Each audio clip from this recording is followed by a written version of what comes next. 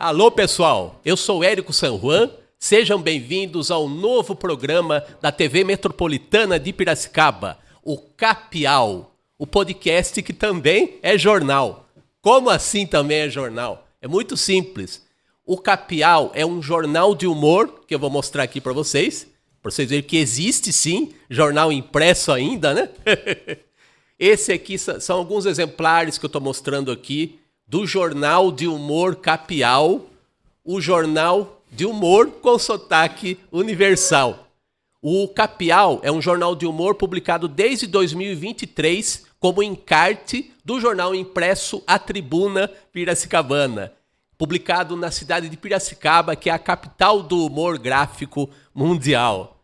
Então a gente está bem de humor, de humores aqui no interior paulista, o humor de Piracicaba, do mundo para Piracicaba e vice-versa.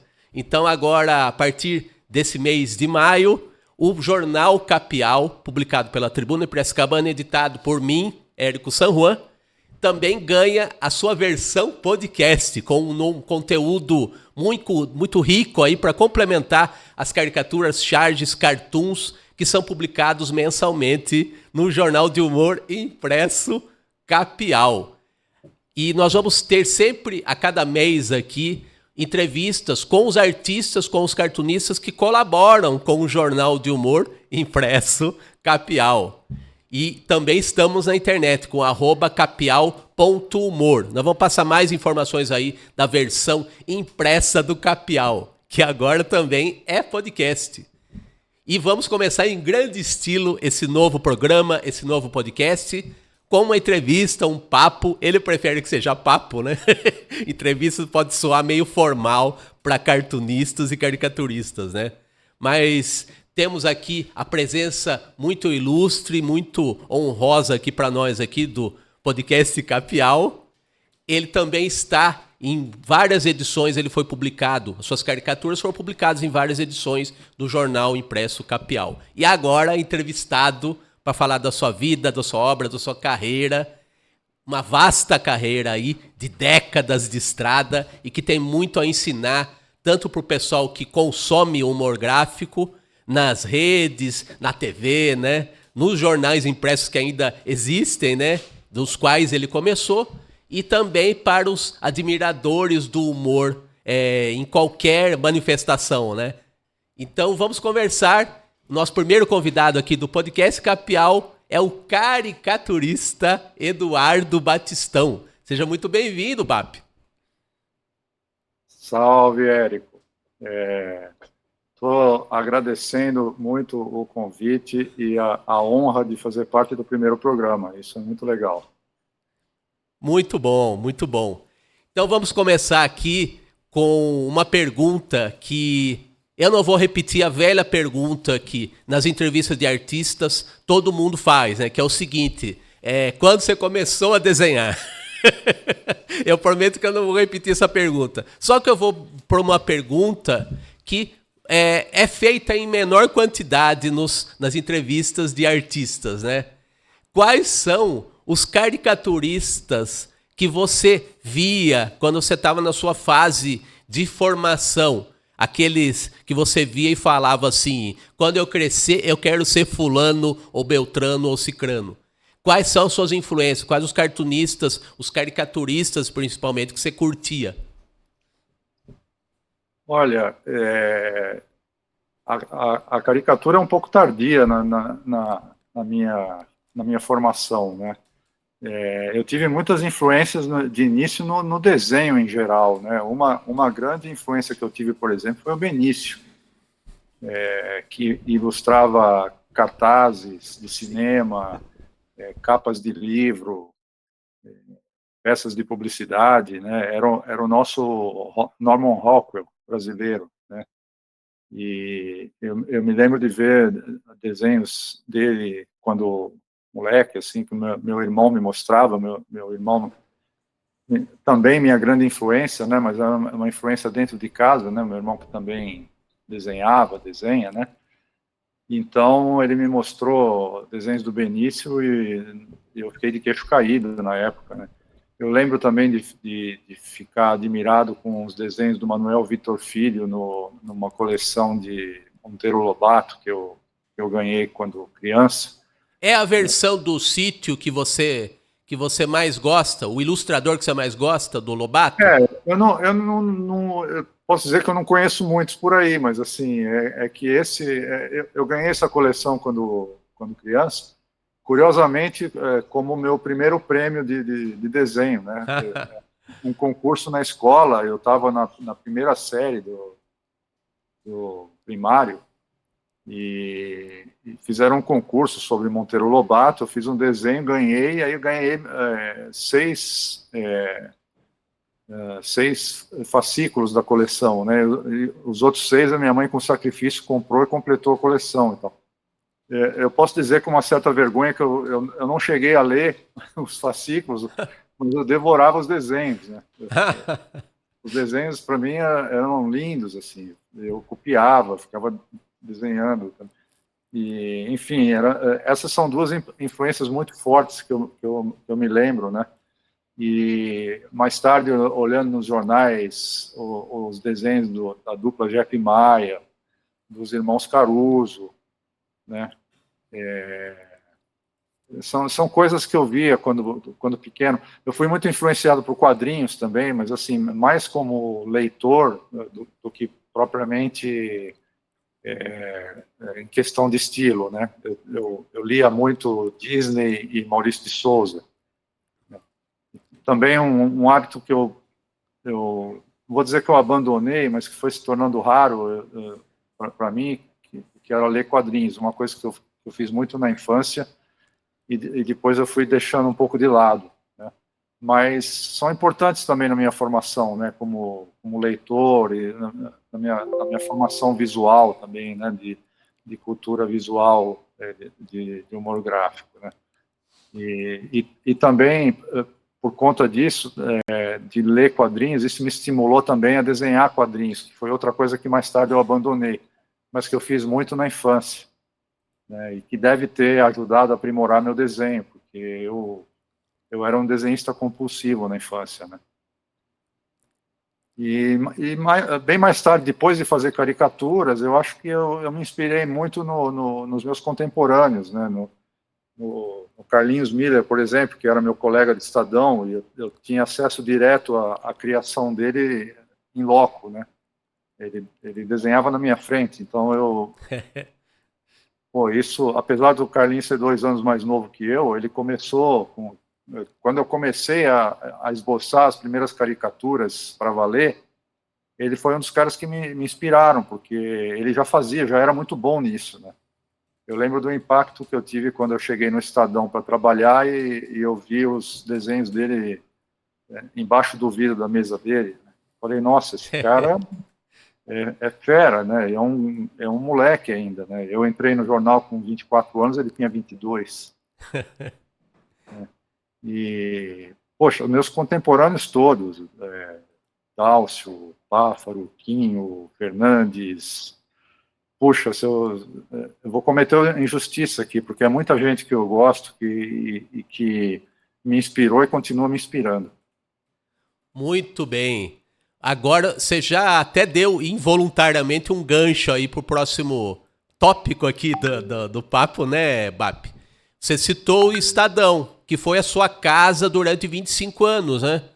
Você tem condições de dizer, claro, senão não perguntaria, mas enfim, você traçar um panorama e traçar uma retrospectiva, digamos assim, da sua carreira no Estadão e o que isso representou para você, e emendando uma outra pergunta, você consegue avaliar o impacto do jornal impresso para nossa geração? Vou dizer nossa geração, que você não é tão mais velho que eu também. Assim como Carlinhos Miller, né? Você é o nosso irmão mais velho, né? Olha, o Estadão foi a minha grande escola, na verdade.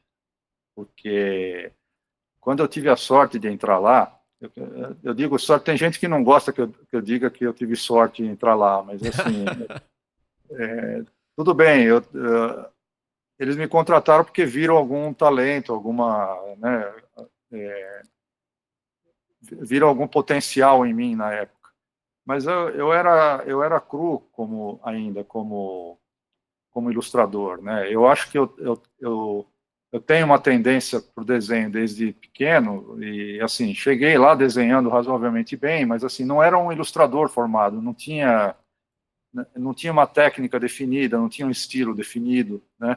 Apesar de já vir trabalhando com ilustração como freelancer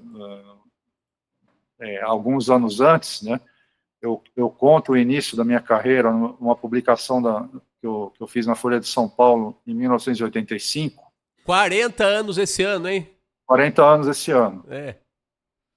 E foi uma publicação única, não teve continuidade, mas, assim, foi um belo pontapé inicial, né? Publicar nos maiores jornais do país e tal. E isso me deu um impulso pessoal para seguir desenhando e procurando oportunidades e tal. E só 6 anos depois eu fui entrar no Estadão, né? Então, quando eu digo sorte, quer dizer, é a sorte de ter tido a oportunidade, entendeu? Talvez não me aparecesse, né? E apareceu e eu consegui segurar, enfim. E eu sempre digo que eles tiveram muita paciência comigo, né? Porque quando eu entrei, eu fazia desenhos... não posso usar o termo tosco, porque não eram toscos, mas, assim, eram desenhos ainda que não eram bem resolvidos, entendeu? E eu acho que eu fui me aprimorando lá dentro, muito olhando meus colegas trabalhar, sabe? Isso foi um privilégio que eu tive, porque a redação tem isso de bom. O trabalho do ilustrador costuma ser muito solitário. Você trabalhar numa redação de jornal é de uma riqueza muito grande, porque você convive com profissionais de variados estilos, né? Então, você tem a chance de aprender um pouco com cada um no dia a dia, vendo as pessoas trabalharem, né? Então, isso foi muito importante para mim, né? E a cada trabalho que eu fazia, eu ia experimentando, tentando fazer a coisa um pouco diferente, tentando formar um estilo próprio, né? E, puxa, eu fiquei 22 anos lá dentro, né? Como funcionário, né, fixo na redação.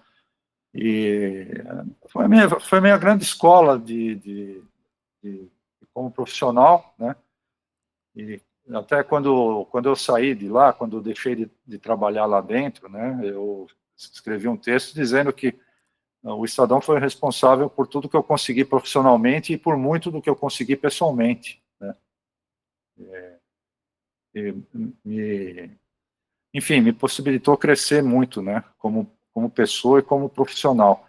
E é uma colaboração que se estendeu para depois eu ter saído também, né? Porque durante muitos anos eu continuei colaborando, né? Ainda fiz colaborações, cheguei a fazer esse ano ainda, mas elas se tornaram muito esparsas, né? Não tem mais aquela frequência que já teve em outros anos.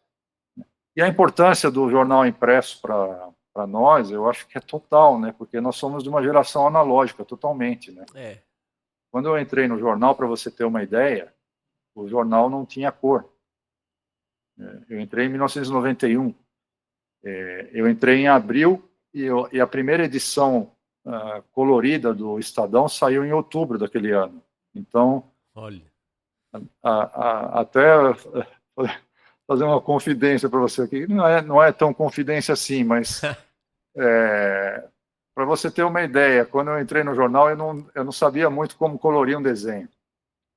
Então, de certa maneira, eu dei graças a Deus que o jornal era preto e branco. Porque eu falei, pô, se eu tiver que colorir um desenho aqui, eu estou ferrado, porque eu sabia mal e mal usar o lápis de cor e tal. Mas aí, no mesmo ano, entrou a cor, eu falei, bom, agora eu vou ter que aprender mesmo, né? E uns anos depois foram surgindo os primeiros computadores no departamento de arte, a gente teve que aprender meio na raça um programa gráfico para fazer o acabamento das nossas ilustrações. E aí lá dentro eu acabei aprendendo a usar o Photoshop, né, que é outra coisa que o jornal me ajudou muito, porque se dependesse de mim, de eu sozinho ir atrás de aprender, ia ser bem complicado, porque eu preciso sempre ser cobrado, né, eu não tenho disciplina para fazer as coisas sozinho. Então, eu tive lá dentro 3 cursos de Photoshop para eu aprender a mexer no bicho e tal. Eu tinha um pouco de fobia de computador, mas enfim. Eu entrei lá numa época analógica, né? Tanto na técnica de trabalho em si, como na divulgação. Então, por exemplo, o único retorno que eu tinha do meu trabalho, por parte dos leitores, é quando algum leitor escrevia sobre alguma ilustração minha e mandava a carta para a redação. E mesmo assim não era sempre que eu ficava sabendo, né? E aí, quando começou a surgir a internet, eu fiz um blog, aí comecei a publicar meus trabalhos no blog, as pessoas que acompanhavam o meu trabalho começaram a ter contato direto comigo, né? E quando eu entrei no jornal, não tinha nada disso. Então, as nossas referências todas eram impressas, eram jornais impressos e revistas impressas, né? E foi isso que me formou visualmente também. Muito bem. Ô Bap, e o seguinte também, o Estadão te deu uma visibilidade a ponto de você começar a participar de concursos de humor gráfico, os tradicionais salões de humor, né? E a gente já conversou outras vezes, até aqui na TV Metropolitana mesmo, ou melhor, na fase pré-histórica do meu ilustre podcast, né, que era só áudio. A gente ainda não estava aqui na TV Metropolitana, né? Então, mas o seguinte, a gente conversou outras vezes, e até em palestras que eu vi suas, né? Que a sua entrada em salões de humor, eu não vou dizer que foi acidental, mas sempre foi na correria típica de quem tem muito trabalho a fazer no dia a dia e meio que deixa, às vezes, para a última hora para mandar. Quando o prazo do concurso tá acabando, assim, você vai no correio, tipo, no último dia e envia o trabalho, né? E em muitas ocasiões, assim, você faturou prêmios, né? Então conta aí dos seus prêmios nos tradicionais salões de humor, né? Não só do Brasil, mas do mundo, né? Olha, o jornal impresso é uma escola também nesse sentido. Você é obrigado a adquirir rapidez no trabalho, né? É uma fluidez maior, porque jornal diário, assim, a gente tem que fazer desenhos que aparecem no mesmo dia e você tem, às vezes, 2, 3 horas para fazer, desde a ideia inicial, o esboço, até a arte final, entendeu? Então, isso acaba te deixando com uma certa agilidade, né? E também é um volume de trabalho bastante grande, né? E os salões de humor apareceram meio por acidente para mim, porque até os anos 90 eu não conhecia, por exemplo, o Salão de Piracicaba, que é o maior do mundo, né? É um dos maiores do mundo, é certamente o salão brasileiro de maior projeção no mundo. E eu não tinha muita ideia da importância do salão. Então, eu acho que eu soube por colegas, assim, eu falei, vou inscrever. E eu também não tinha tanta prática em caricatura assim, mas eu resolvi fazer uma caricatura e enviar, né? Isso foi em 93. E eu tive a sorte de principiante de ser premiado na primeira vez que eu participei, né? Qual desenho que foi? A Marília Gabriela, né? Da Marília Gabriela. Foi um desenho que eu fiz em pontilhismo, em preto e branco, né? Pontilhismo era uma técnica que eu usava muito. Foi a técnica, inclusive, responsável por eu ter entrado no jornal, porque na época eles precisavam de um cara que fizesse isso, especificamente. Então eu fui na segurança, fiz uma caricatura dela nessa técnica, né? Mandei, mas assim, sem falsa modéstia, sem nenhuma expectativa, entendeu? Tanto que quando me ligaram para dar notícia, falaram assim, pô, parabéns, você foi premiado. Eu falei, não, você quer dizer que eu fui selecionado, né? Estava lá exposto. Ele falou, não, você ganhou o segundo lugar, né? E, assim, nem acreditava quando eu soube. E isso me impulsionou, lógico, né? Esse prêmio me impulsionou a fazer mais e mais caricatura e a inscrever nos anos seguintes, continuar inscrevendo em salões, no de Piracicaba, em outros e tal, né? Mas eu falei, bom, se eu ganhei, talvez a coisa não seja tão difícil assim. Aí eu comecei a mandar todo ano e, pô, nos anos seguintes eu não ganhei nada, né? Eu fui voltar a ser premiado em 2000, né? De 93 eu fui voltar a ser premiado em 2000, em Piracicaba também, né? E acabei, assim, ganhando alguns prêmios em outros salões também e tal, né? E é claro, ganhar um prêmio é sempre bacana, né? O prêmio faz o teu nome circular entre os colegas, que é uma coisa importante também, né? E eventualmente outros editores ficam sabendo dos resultados também, né? Isso também acarreta um ganho profissional, né? Eu não sei se eu tive algum ganho diretamente, assim, de algum editor ter visto uma premiação minha, mas enfim, faz o nome circular mais, né? Mas também o Salão de Humor faz você ver também quanta gente boa tem em volta, né? E você vai lá ver, até quando você não ganha, os outros concorrentes e tal, né? Assim, como você tem que se superar para conseguir competir com os teus colegas que são excelentes, né?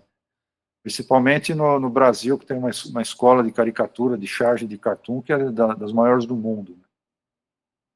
Então, os salões também serviram de escola para mim, porque eles me fizeram querer me aprimorar mais, né? E eu acho que a minha caricatura foi melhorando também por causa deles, né? De eu me esforçar para fazer uma coisa melhor, de ter nível de competir e tal, né? Maravilha.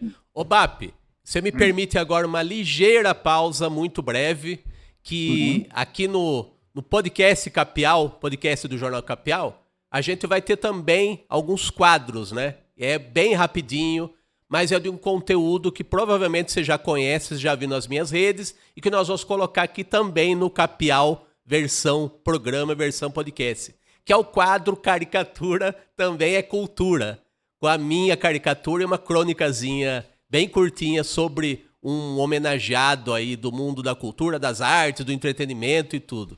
Então pode soltar, Danilo Teles. Caricatura também é cultura no Capial.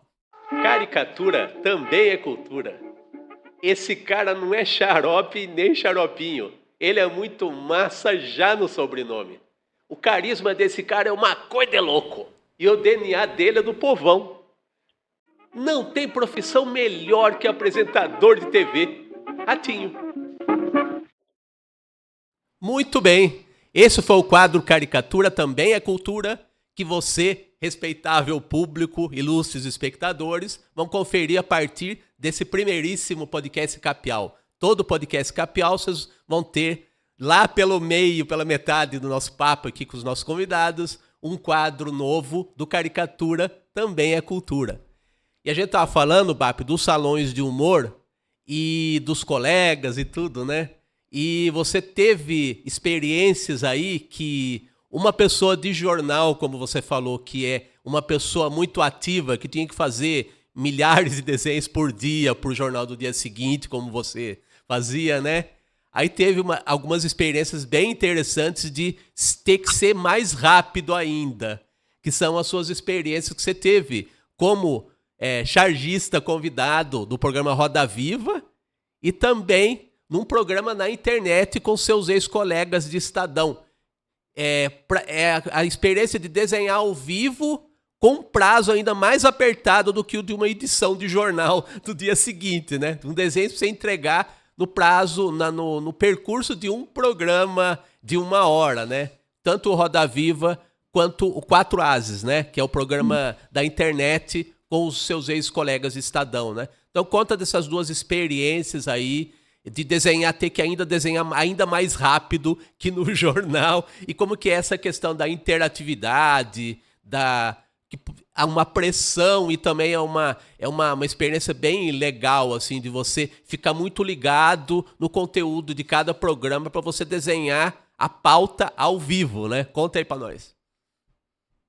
Foi uma experiência bem interessante essa do Quatro Ases, né? Quem me convidou foi o jurista Walter Maierovitch, que eles queriam incrementar o programa com um desenho ao vivo, né? Que é uma coisa que eles não tinham, né? Era um debate, né? Basicamente entre os quatro apresentadores e sempre com um convidado, né? Então, era uma entrevista e um misto de entrevista e debate que eles faziam, né? E ele me convidou, falou, você não quer participar e tal? Eu falei, olha, eu não tenho essa experiência ainda, mas pode ser interessante, então eu vou tentar, né? Me proponho a tentar. Então, acho que durante um ano e pouco, mais ou menos, um ano e meio, eu fiz essa colaboração com eles e foi uma experiência muito interessante e diferente para mim, porque uma coisa é a rapidez de desenhar ali na redação, mas eu estava sozinho desenhando, entendeu? Não tinha plateia, né? É diferente de você estar ao vivo num programa de internet, onde as pessoas estão vendo você desenhar na hora, né? E eu tinha que preparar um desenho, era sempre a caricatura do convidado, né, do dia, né, em alguma situação, né? Então eu fazia um esboço mental do desenho e tal, e fazia ele inteiro ao vivo. E era um desafio, porque o programa tinha uma hora e assim, nesse período de uma hora, o desenho tinha que estar pronto, porque eu tinha que mostrar o desenho final no final do programa, né? E foi um desafio bem bacana. E esse desafio acabou servindo como um treino para mim também, quando eu fui participar do Roda Viva, que coincidiu, infelizmente, com a morte do nosso colega Paulo Caruso, né? Colega, amigo, né? Uma coisa bem triste a perda dele. E quando o programa perdeu o Paulo, eles resolveram fazer uma coisa que eu achei muito legal, foi um revezamento entre cartunistas.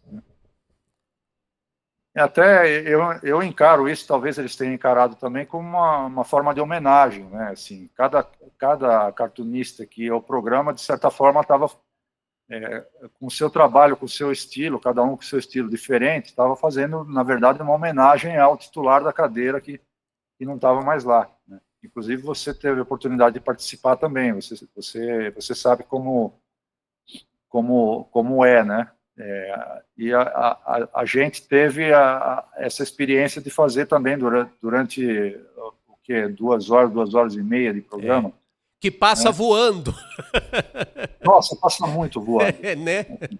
A gente, como telespectador, não tem ideia, assim, porque o tempo que você tem assistindo é diferente do tempo que você tem ali no programa, né? E no programa passa rápido demais. Assim.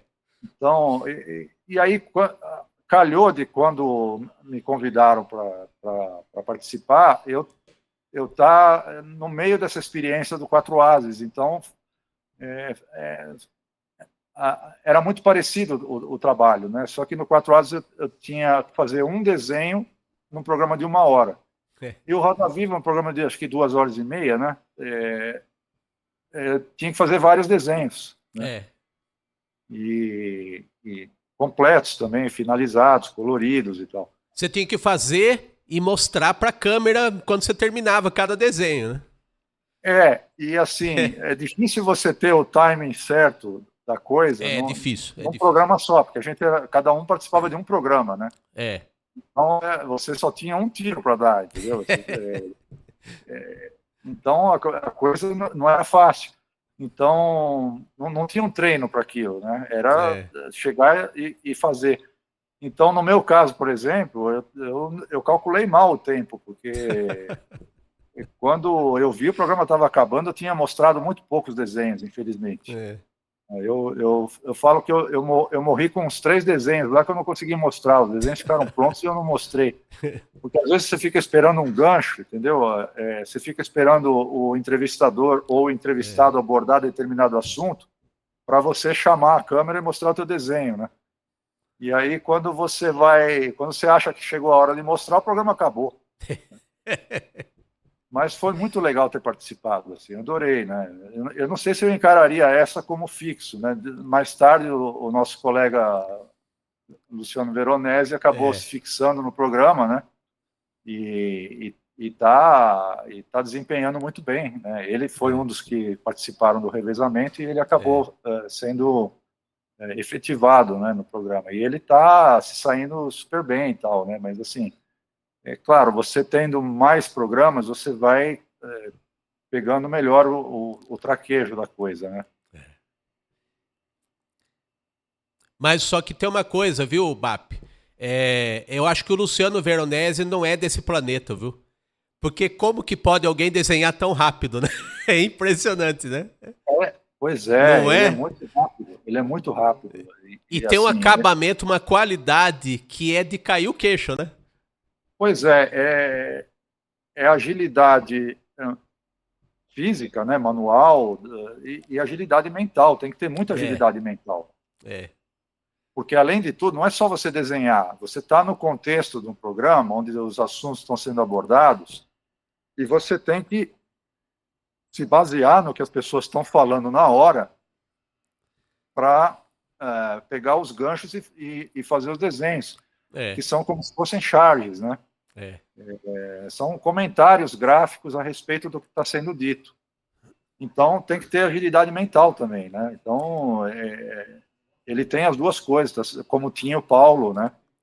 E o meu desenho, por exemplo, é um desenho lento. É um desenho... como eu não estou acostumado a fazer esse tipo de trabalho ao vivo, meu trabalho é desenhar em casa, era desenhar na redação, quando eu estava no jornal, e era uma coisa que, assim, eu sabia o tempo que eu tinha para fazer e eu ia fazendo no meu tempo. Agora, ali tem que ser muito rápido, né? Mas você sabe, só vou pedir licença para um depoimento, uma opinião pessoal, sabe? Eu acredito que hoje, nos tempos de internet, embora a gente esteja aqui fazendo podcast, que é um produto da nova era da tecnologia, da banda larga, que permite isso, né? Olha, a gente está fazendo uma entrevista à distância, né? Então, olha o que a tecnologia nos beneficia, né? E, assim, eu acredito que essas experiências na TV e na internet, como é que você teve com o 4 Ases, eu acho que serve de estímulos para a gente experimentar formatos dentro desse novo ambiente virtual. Por mais que a gente tenha saído de jornal, eu esteja publicando um jornal, né? Ao modo dos velhos tempos, dos tipos de mídia que formaram a gente, eu acredito que é sempre legal. Por exemplo, esse quadro aí que você viu do caricatura também é cultura, é uma maneira de continuar com a caricatura, né? Tem outras pessoas na internet, pessoal mais novo, moleque, né? Para nós moleques, né? Que já experimentam a caricatura como charge animada, né? E o pessoal desenha ao vivo e faz stories no Instagram com a câmera mais rápida, né? Vai caber nos 30 segundos. O desenho inteiro eles fazem, né? Então são possibilidades que se abrem com as novas tecnologias, né? Só que a gente precisa aprender também esse ambiente virtual, como funciona, né? Eu, por exemplo, estou na frente de um microfone aqui fazendo um podcast. Também é uma alternativa para a gente divulgar a caricatura, a arte da caricatura e do humor gráfico em geral, né? Então eu acho que a gente se adapta a esses ambientes e sem perder de vista o que a gente realmente quer fazer, que é fazer o humor gráfico, fazer a caricatura, né? Que aliás, é uma coisa que é preciso dizer, que o trabalho que você tem feito aí é muito necessário. Muito obrigado. Tanto o programa que você está fazendo, por exemplo, você está criando um programa hoje, mas você já fez formato de podcast em áudio, né? Você está sempre arrumando maneiras de divulgar o trabalho dos cartunistas, né? E a gente precisa muito dessa divulgação, né? E o trabalho que você desenvolve no Capial também, né? A Piracicaba tem o Calhau também, que é tocado pelo Erasmo, né? Pelo Edu Grosso. Uma página de humor dupla, né? Que é publicada 2 vezes por mês no jornal Gazeta de Piracicaba. Sim, pô, é um trabalho fundamental, assim, um É, trabalho de resistência, porque a nossa profissão tá em vias de extinção, né? Pelo menos eu digo a minha, eu me defino como desenhista de imprensa, uhum, é o que eu fui a vida toda. é, E essa figura do desenhista de imprensa está morrendo, porque é, os jornais impressos estão rareando, jornais e revistas impressos estão rareando. A gente não sabe o tempo de vida que eles ainda têm, se eles têm muita, se eles têm pouca. é. E mesmo os que ainda resistem, já de um tempo para cá abriram mão de ilustração, de charge, enfim, de caricatura. Exato. São poucos os que publicam ainda, os que dão espaço. E vocês seguem com esse espaço, que é um espaço de resistência, que é um espaço de divulgação que é muito importante para nós e que eu espero que tenha vida longa, né? E que eu espero que inspire outros veículos também a também usar essa forma de trabalho, né? Que é uma forma consagrada na imprensa, né? É, E porque você tem uma ideia. Agora eu vou puxar a brasa pra sardinha aqui da nossa TV Metropolitana de Piracicaba. Nós aqui temos atualmente, nós temos aqui um programa diário de esportes às 6 da tarde ao vivo, aqui na TV, que é o Passe de Letra. Então é de segunda a sexta com o Luiz Tarantini, que é o apresentador.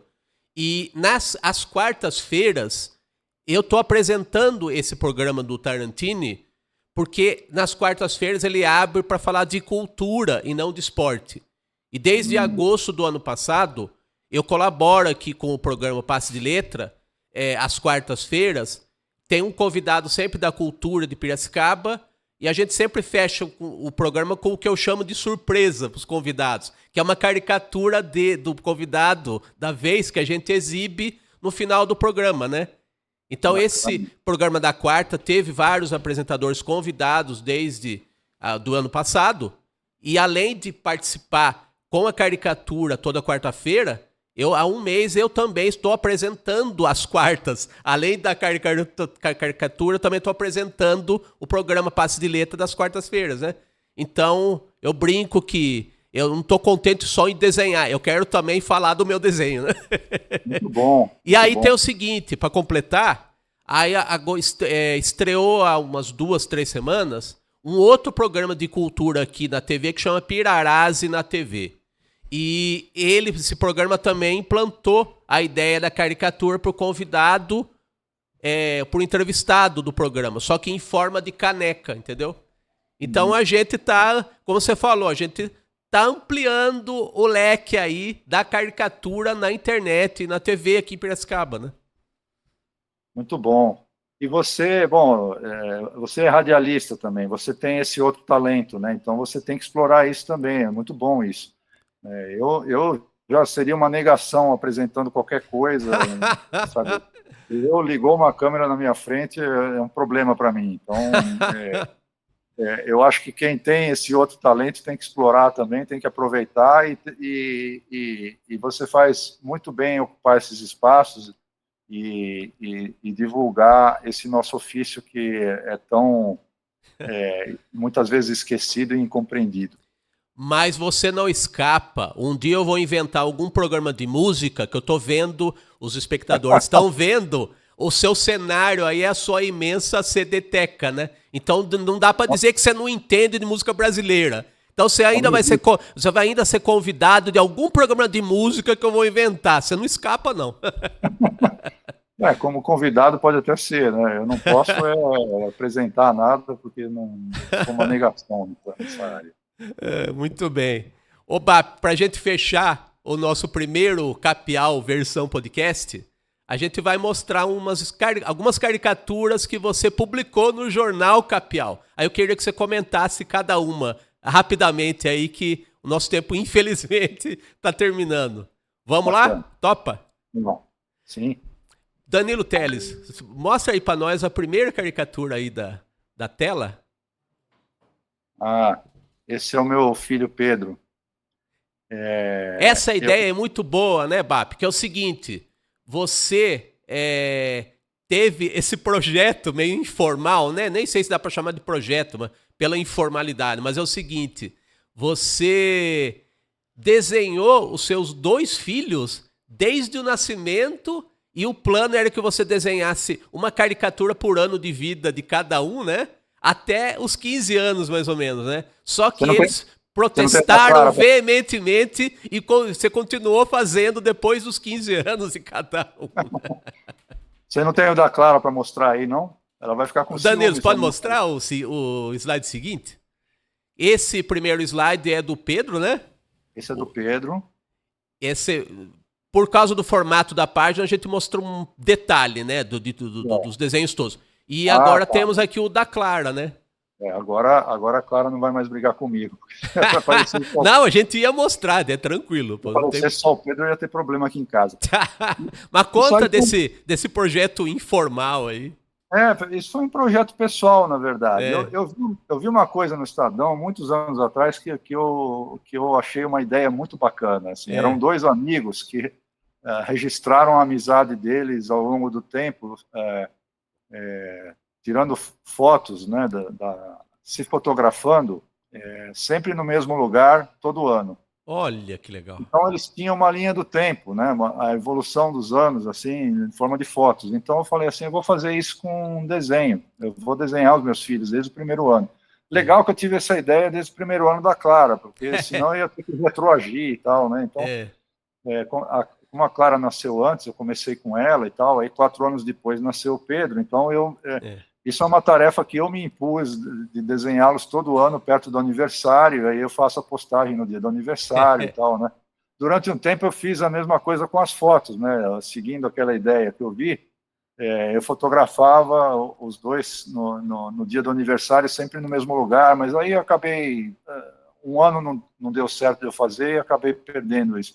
Mas os desenhos continuam, né? Só que era para eu ter parado nos 15 e eles não deixaram. Então... Quem deixaria? Vamos falar a verdade, né? E eu, sabendo disso, né?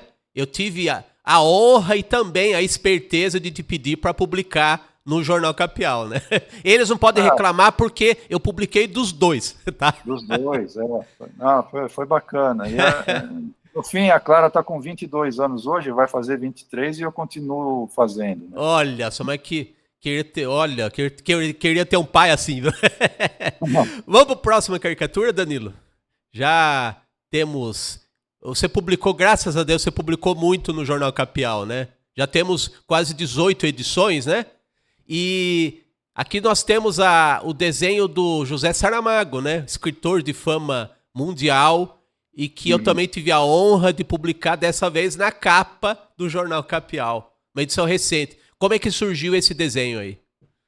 Esse desenho foi feito para o Estadão quando o Saramago, no ano que ele teria completado 100 anos. Né? Na verdade, eu acabei sugerindo a pauta para o jornal. A pauta não, porque eles iam dar de qualquer forma, mas como eu ainda tinha um contato próximo com o editor do Caderno 2 na época... Né? Você sugeriu a caricatura, né? Eu queria a caricatura, porque eu acho que um pouco do nosso trabalho também é plantar os próprios espaços. Né? Exatamente. Eu acho que eu fiz muito isso quando eu trabalhava dentro da redação, eu fiz muito isso de sugerir, né? Por que você não coloca uma caricatura aqui em vez de uma foto, ou enfim, às vezes o cara não ia pôr nada, falou, pô, isso aí cabe uma caricatura, né? Então eu acabei sugerindo a caricatura, eles toparam, né? E foi legal poder fazer essa homenagem pro Saramago no ano que ele completaria 100 anos, né? E aí você me deu a honra de republicar a caricatura recentemente, né? Num espaço generoso de capa, né? E me deixou muito feliz, né? E então, imagina eu, né? E os leitores do Capial. Então vamos para o último desenho aqui, infelizmente, da série aqui de desenhos que o Batistão publicou no Capial. Esse aqui vai na edição mais recente aqui, que quando o nosso podcast for por ar, ele já terá sido publicado, né? Então, já foi publicado, tá? Explica aí, 2 figuras espetaculares aí de base da música popular brasileira no século XX, Batistão. Então, foram desenhos feitos para o Estadão também. Eu não lembro o contexto agora, né? Não sou capaz de lembrar o motivo da matéria que juntou esses dois personagens tão importantes, né? O Noel Rosa e Cartola, né? Mas e você vê que nesse desenho eu adotei um estilo um pouco diferente do que quem acompanha meu trabalho está acostumado, que normalmente são desenhos coloridos e tal, mais detalhados. E esses são desenhos mais minimalistas, né? Mais baseados só na linha, no traço, né? No alto contraste. E que é um tipo de desenho que eu gosto de fazer também, porque envolve uma depuração, né? Você elimina sombras e outros recursos assim, e trabalha só com o essencial dos rostos, né? Então é um tipo de trabalho que eu gosto de fazer também, e bacana que você está me dando a honra de publicar esse desenho também fico feliz. Muito bem. Batistão, tão pouco tempo para tanta história e tanto talento, viu? Quero te agradecer, já que estamos falando em honra, em gente se dizer honrado, eu me declaro honrado mais uma vez por ser seu amigo, por merecer a honra da sua amizade e a honra de publicar seu trabalho no Jornal Capial. Como você diz, eu vou adotar isso, que eu acho que é verdade, bastante verdade isso, né? É um ato de resistência, né? Do impresso, o veículo, a mídia da qual surgimos e da qual teimamos em permanecer, pelo menos enquanto for possível, né? Muito obrigado por participar do nosso primeiro Capial versão podcast. E a gente vai mostrar pro nosso espectador aqui da TV Metropolitana a maneira pela qual o nosso público pode te encontrar nas redes sociais, que é a partir do @baptistaoe, BAPTISTAOE, Baptistaoe. E esse é o meio pelo qual, no Instagram, as pessoas podem te encontrar virtualmente, né? Lá tem as suas caricaturas, as notícias aí do que você anda aprontando, né? Profissionalmente. Então, já te agradeço muito. Agradeço muito sua presença. Né? Eu também agradeço, Érico. Também, assim, você é um amigo querido, né? É uma honra também a sua amizade e tal, a sua consideração comigo, com a minha pessoa e com o meu trabalho, né? Enaltecer de novo o trabalho que você está fazendo no Capial, agora na TV também. E eu queria deixar um registro também, falar da importância do Salão de Humor de Piracicaba. Isso. Que a gente tem sempre que reafirmar a importância desse salão, sabe, que as pessoas passam e esse salão fica, né? Então é muito importante que os piracicabanos e os brasileiros tenham consciência da importância desse salão para o mundo, tá? E não é uma coisa pequena, tá bom? Era esse recado que eu queria dar no final, e mais uma vez agradecendo pela honra de fazer parte do programa, ainda mais na estreia, tá? Vida longa ao programa também, e ao Capial, enfim, tá? E boa sorte no seu trabalho daqui para frente. Obrigado, BAP. Vida longa a todos nós, ao humor, às pessoas e aos salões de humor vida fora aí. Ao impresso também, por que não, né? E pra gente fechar de vez aqui o nosso primeiro programa, vamos passar aqui a maneira pela qual o respeitável público pode encontrar o Jornal Capial.